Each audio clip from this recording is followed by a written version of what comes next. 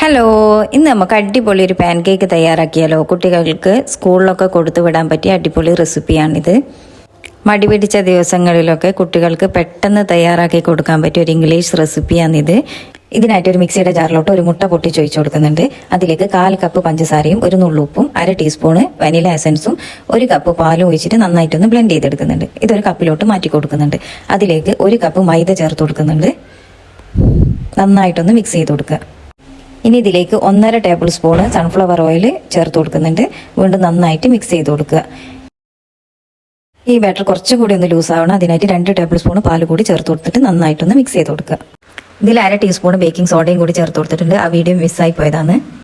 ഇനി ഒരു പാന് ചൂടായതിനു ശേഷം അതിലേക്ക് ഒരു ചെറിയ റൗണ്ട് ബാറ്റർ ഒഴിച്ചതിന് ശേഷം ഇത് കുറച്ച് സമയം ഒന്ന് അടച്ചു വെച്ച് കൊടുക്കുക.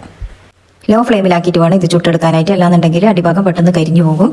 മുകളിൽ ബബിൾസൊക്കെ വന്ന് പൊട്ടിക്കഴിഞ്ഞാൽ ഇതൊന്ന് തിരിച്ചിട്ട് കൊടുക്കുക.